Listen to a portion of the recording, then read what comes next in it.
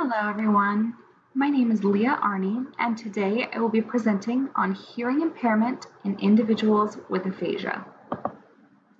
To start off with, I would like to give you a brief overview of the disorder we will be discussing.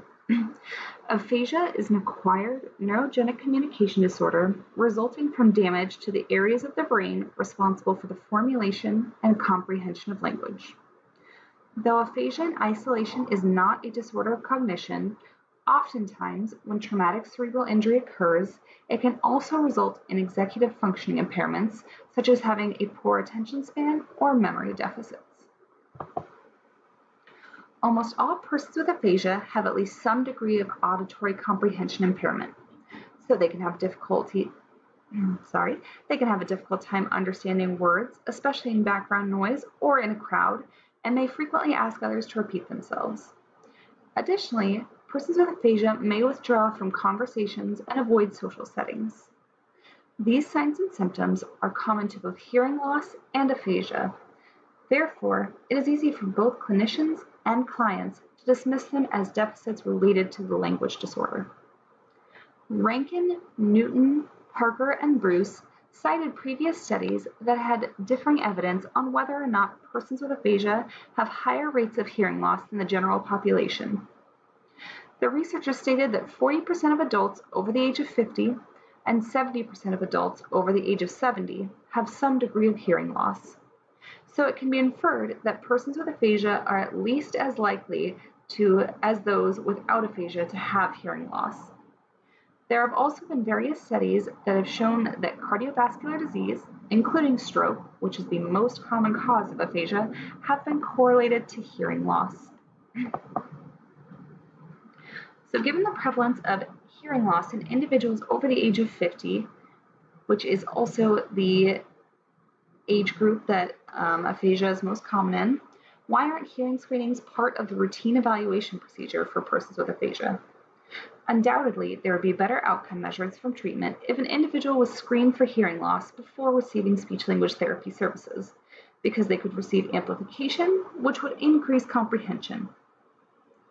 SLPs are commonly one of the first health professionals to see a person with aphasia, so why aren't they screening for hearing loss?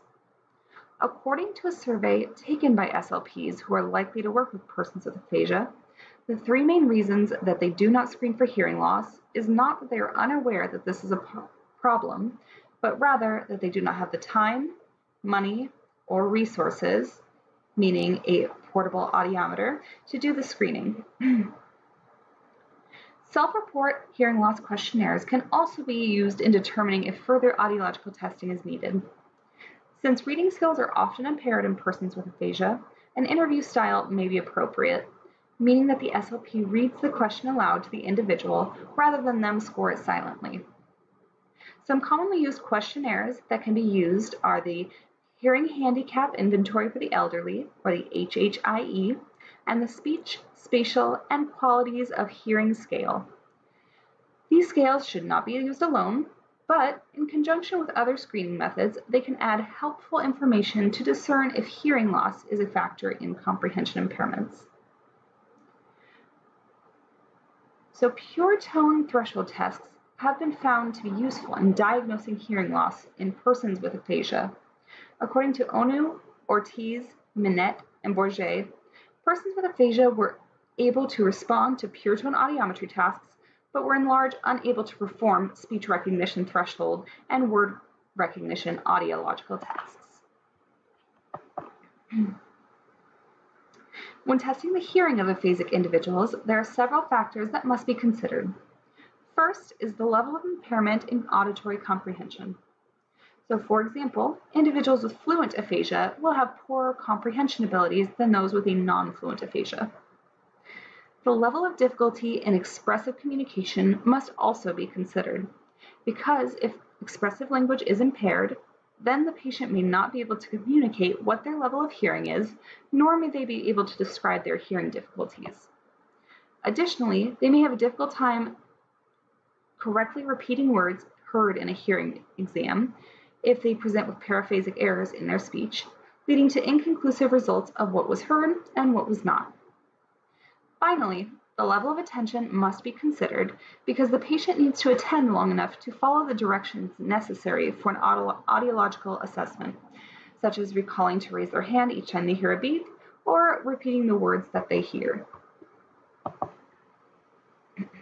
So before you begin therapy, it's important to discern if comprehension deficits are due to cognitive impairments, like attention and memory deficits, sensory impairments, meaning hearing loss, and/or aphasia. This can be determined through audiological assessment, various standardized assessments for language, and for cognition. If we identify the factors causing the impairment, we can better support the client and their family by treating the true cause of the comprehension impairment, which will lead to improved treatment outcomes. It should also be considered that persons with aphasia should receive amplification before services commence. That concludes my presentations. If you have any questions, please feel free to comment below. And here are my references. Thank you.